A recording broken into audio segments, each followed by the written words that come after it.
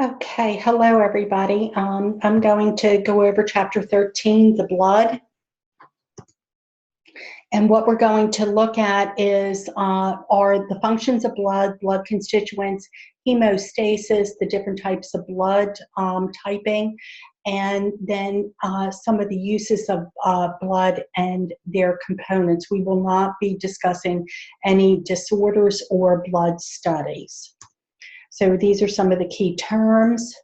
And then when we look at blood itself, it is very important for maintaining homeostasis, for osmotic pressure, also for the delivery of oxygen to our tissues and for the elimination of carbon dioxide as well as any nutrients.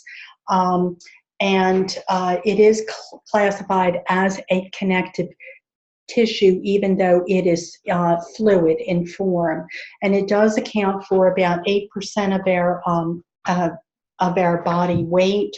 An average adult male weighing 154 pounds has about 5 liters of blood.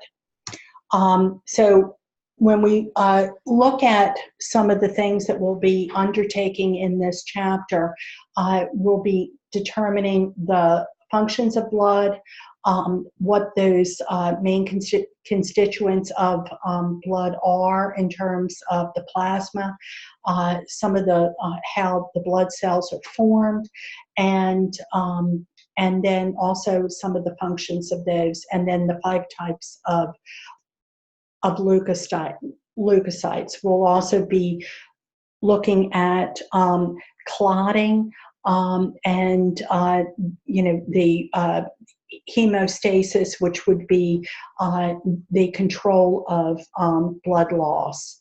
Okay, and then the steps in blood clotting. We'll be looking at blood types and how typing occurs, as well as Rh compatibility. And then how blood is used and some of those blood components. We will not be looking at blood disorders nor any of the blood studies. And so in terms of the functions of blood, those things are in relation to the functions for transportation, for the regulation of pH, and for protection against diseases, like for the where we would have a pathogen, and how it would protect us against any type of disease, and also protecting us against blood loss. So when we look at the functions of blood, there are 4 types of substances that are transported in blood, and then there is an average pH range for blood.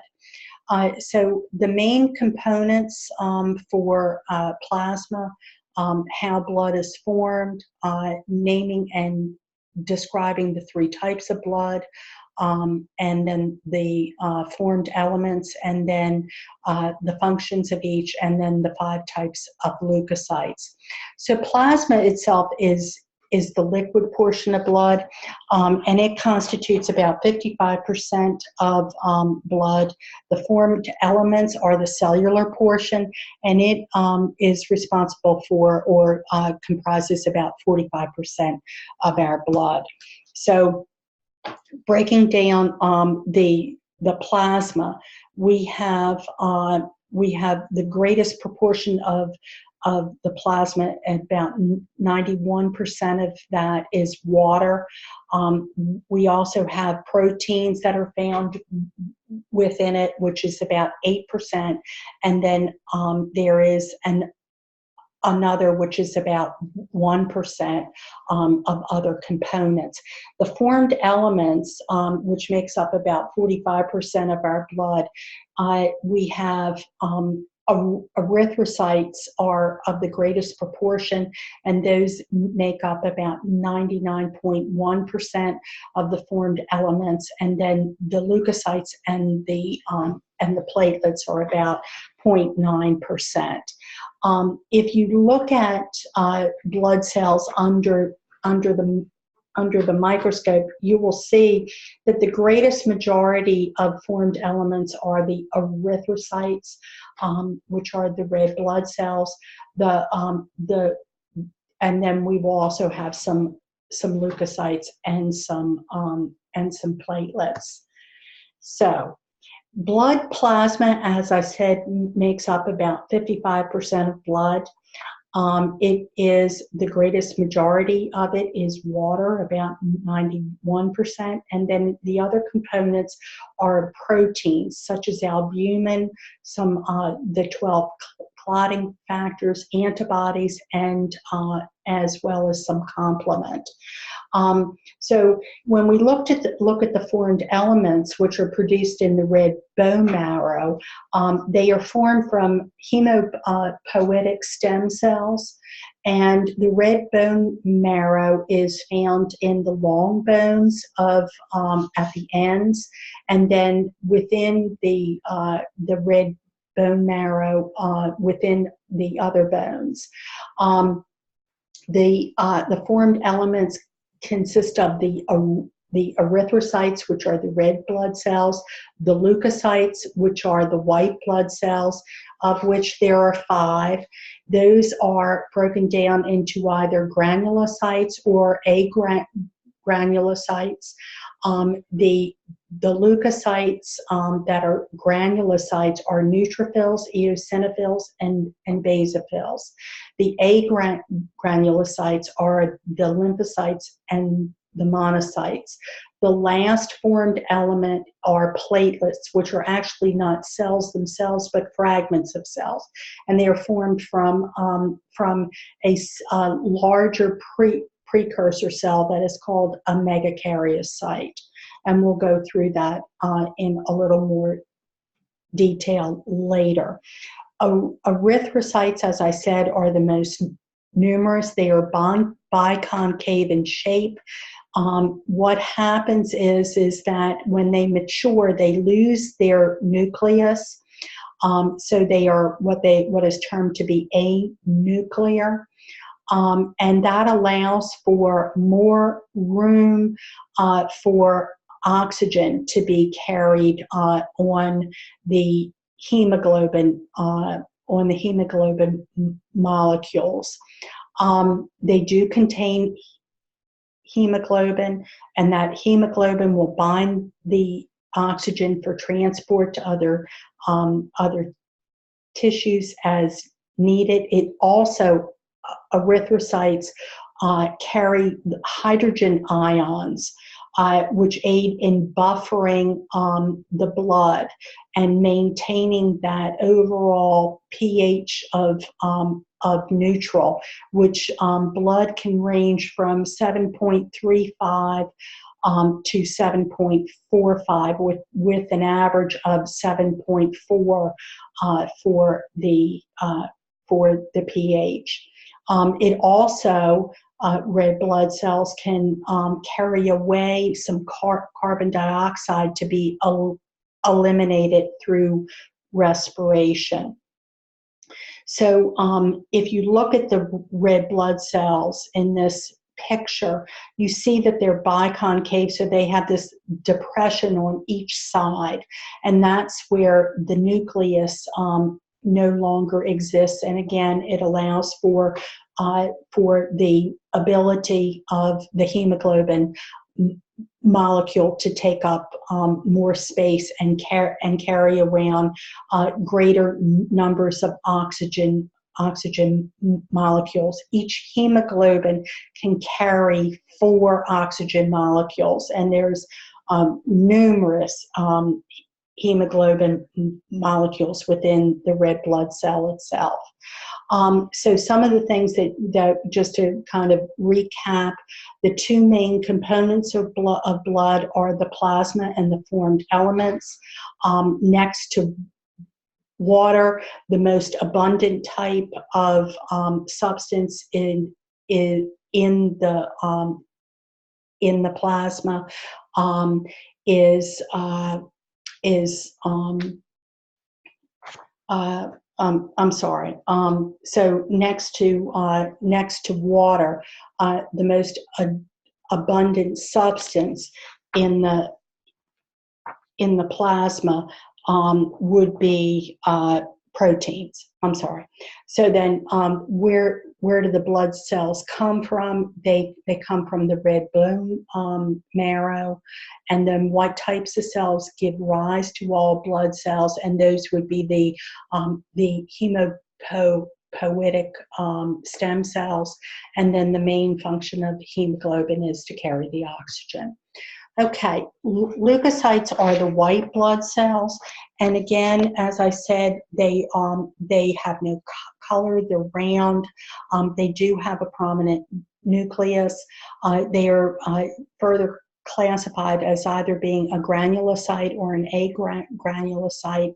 The granulocytes are actually staining of the lysosomes, which look like little tiny granules. But if you remember that the function of white blood cells is for the removal of pathogens, okay, or that they increase in number at the time that we have some kind of an infection, and that lysosomes are responsible for phagocytizing any kind of pathogens, it would make sense that these granulocytes would have these or more numerous lysosomes within them.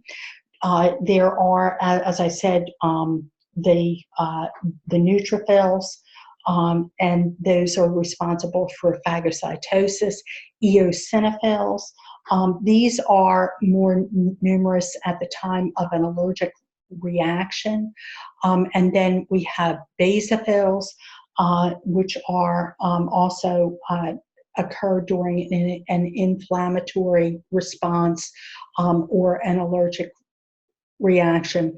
Sometimes we'll see more eosinophils if there is a presence of a parasite. Then the next classification of the leukocytes are the agranulocytes, which do not have those lysosomes staining. The lymphocytes, those are found in our lymphoid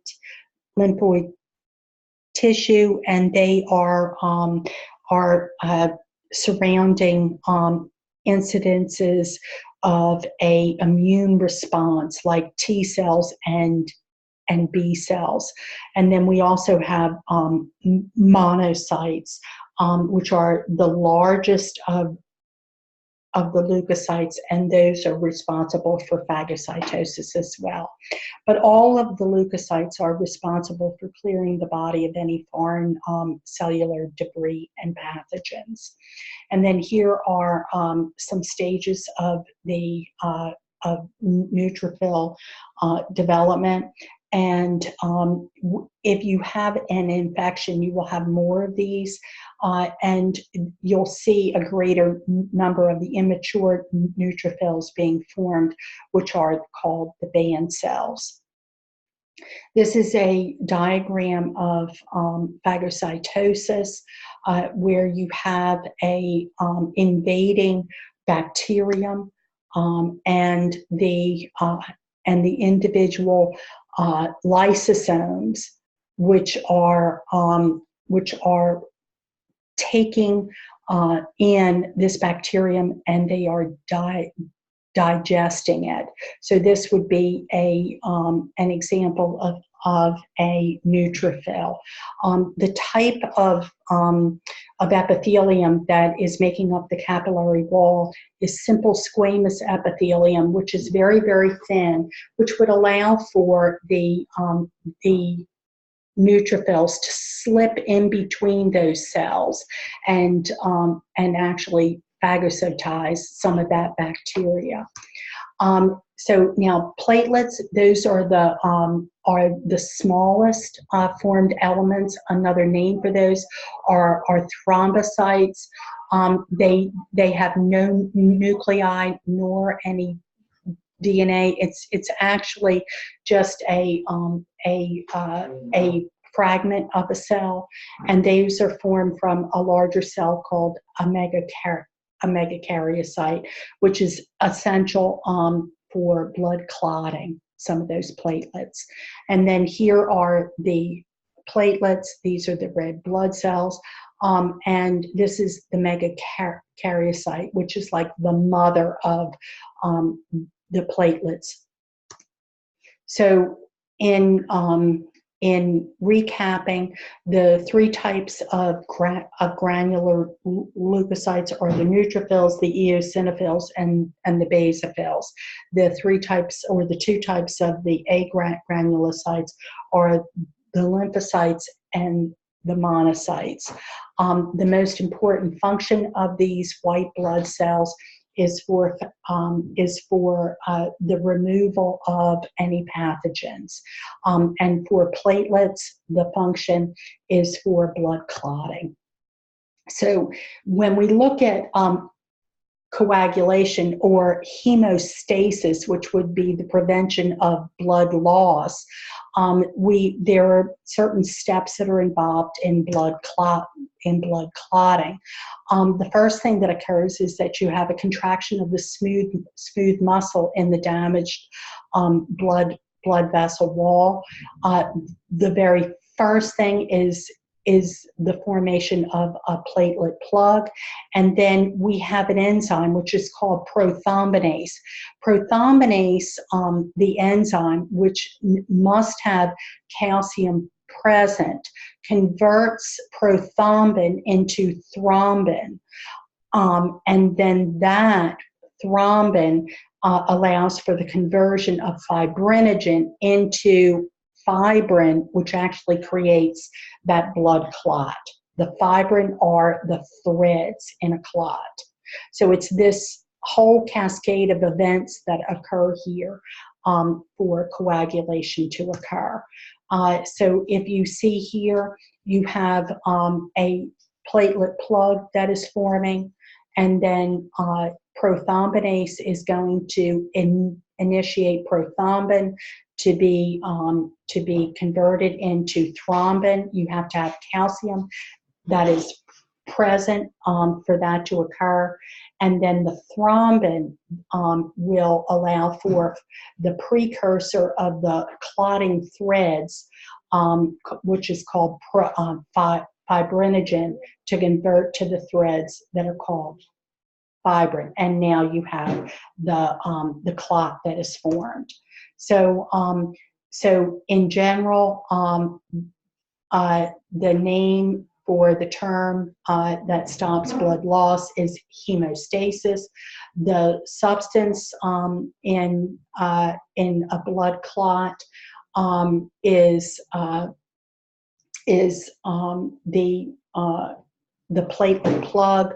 And then how does serum differ from the blood plasma? Serum is the fluid that remains after the clot has occurred, and the serum also contains all of the components of the blood plasma except those clotting factors. Okay. Now, in terms of blood typing, there are 4 different types of blood, and then we also have an Rh factor. Those are proteins that are found, which are actually antigens that are found on the outer surface of the plasma membrane of the erythrocytes, or the red blood cells. You have to transfuse the right type blood in order for a clotting or for them not to agglutinate or to clot. So the 4 types of blood are AB, and O. O is the universal donor because it does not have any of the antigens, either A or B, on its plasma membrane. And so they can, type O blood can be given to blood type A, blood type B, or blood type AB. Blood type A has on its cell surface the antigen of A. Blood B has the antigen on its red blood cell surface of B. AB type blood has both the antigens of A and B on its plasma membrane. So when you are testing, you will find that blood type A will react with serum anti-A. Blood type B will react with anti-B. Type AB will react with both anti-A and anti-B. Blood type O, because it doesn't have any of those antigens on the outside of the plasma membrane, will not react at all with the anti-serums. So the antibodies that are being produced are for blood type A, they are producing the anti-B blood because it has A and it's going to react to what it doesn't have, which is B. B is going to react to what it doesn't have, which is A. AB won't react at all because it has both. Type O doesn't have any, so it's going to react to both A and B. So in terms of who you can take blood from, type A blood can take blood from type A people, because they're the same, or type O, because they don't have any of the antigens on the outside surface of the red blood cells. Type B, they can take blood from their own person, own type, which is B, or O, because they don't have any of the antigens on the outside of their surface. Type AB can receive from anybody because it has everything. It has A and B, A, B, and then O, which doesn't have any. Type O can only get type O blood. Well, who they can donate to, type A can donate to type A people or AB. Type B can donate to B or AB. Type AB can donate to anybody. Type O has to only get its own type O blood. And then when we're looking at this, this is what it looks like when a type A person receives anti-A, which means that it's getting B. So it will agglutinate. And then here, this is anti-B is really A. I know that this is a little confusing here, so I'm not going to go into a great deal of detail with it, but just go back to that chart on the preceding slide. RH is another type of an antigen. Almost all of the individuals in the U.S. population, like 85%, have an RH antigen group or an RH factor. And when you are looking at transfusion, you need to make sure that you have the same transfusion with the same blood type.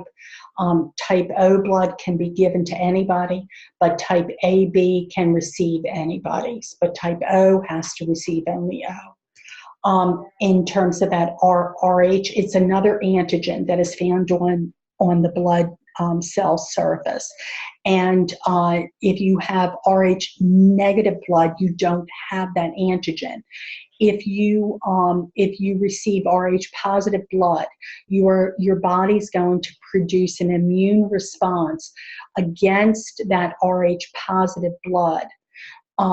And where it is most impacting is during a pregnancy, the second pregnancy. So say that a woman who is Rh negative has a baby from an individual that is Rh positive, and the baby is Rh positive. That woman who is Rh negative is producing antibodies against the Rh positive antigen. So she has those floating around in her bloodstream. The next pregnancy, if it's Rh positive baby, she's going to produce antibodies against that baby, and it'll be incompatible with her, and it will cause her to break down her system, to break down the red blood cells of the baby, and we call that hemolytic disease of the newborn.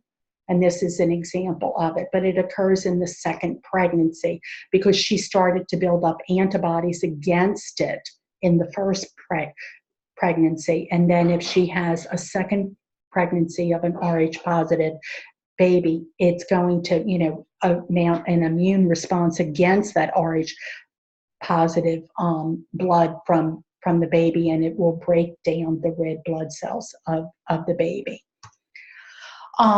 So in terms of some of the checkpoints, what is the term for any substance that activates an immune response? So that would be a reaction, an immune reaction, and that would be like an antigen, antibody antigen reaction. The 4 blood groups are A, B, O, and AB. And then the blood factor that is associated with incompatibility during pregnancy, that is the hemolytic the hemolytic disease of the newborn. In terms of the 4 possible reasons for blood transfusion or blood components, what we'll be looking at is that blood can be stored in a bank up to 35 days. The anti-clotting solution is added, and you note at the time of the donated blood 35 days out, and what's the expiration date. We use blood for elective surgeries. You can donate your own blood, which is called autologous blood donation. Whole blood transfusions are used for the loss of large volumes of blood, a massive hemorrhage, internal bleeding like an ulcer, or after an operation, or in the replacement for the hemolytic disease of the newborn. You can give blood components. That's where, again, you're separating out the plasma from the formed elements, and you can just donate the plasma. You don't have a compatibility issue with this. So that's some of the things that you need to be aware of. Hemopheresis is it keeps all of those elements and it returns it to the blood donor. Plasma. So that's the formed elements. The plasmapheresis is only keeping the plasma and returning it to the donor. So some of the reasons for the use of the plasma is to replace the blood volume for osmotic pressure, treating circulatory failure or shock, plasma protein deficiencies, and that would be maybe some liver disorders, replacing some of the clotting factors again, which would maybe involve like an autoimmune disorder, and then also if you need to provide some of the antibodies. That it concludes this chapter on blood, and I'm not going to go into the different types of blood disorders or those certain blood studies. So just sort of look back over this and do the study guide for Chapter 13 as well as the chapter objective quiz. Okay, have a nice day until I meet you again.